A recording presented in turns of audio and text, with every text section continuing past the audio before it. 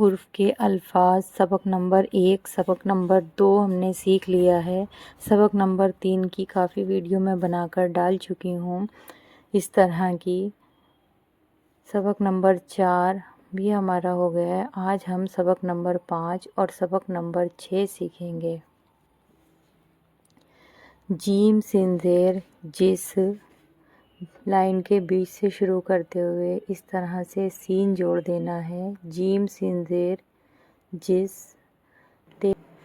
ते सीन ज़ेर तिस, ते का शोशा और पूरा सीन बनाना है। ते सीन ज़ेर तिस।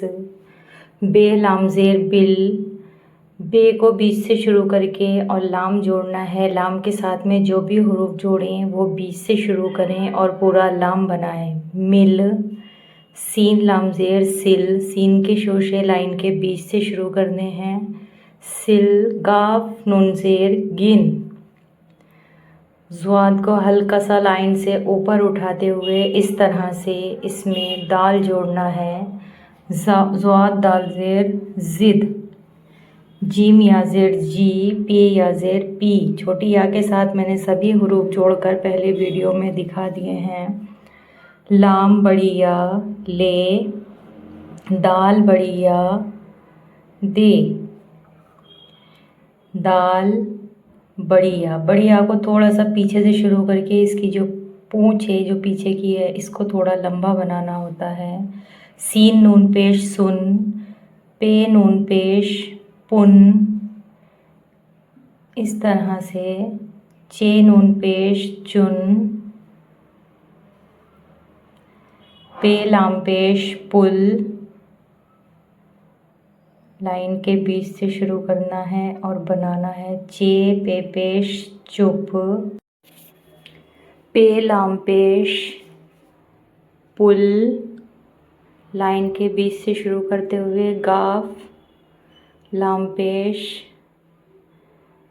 ये भी लाइन के बीच से शुरू करना है। गाफ लाम पेश गुल। ते का आधा डंडा और मीम जोड़ देना है तिरछी लाइन लेकर। ते मीम पेश तुम, गाफ मीम पेश गुम, इस तरह से। सीन मीम पेश सुन।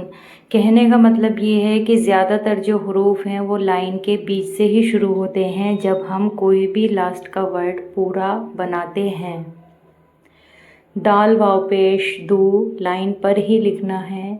हे वाव पेश हो। देखिए मैंने सभी हुरूफ ज़्यादातर बीच से शुरू किए हुए हैं जो आपस में जुड़ रहे हैं।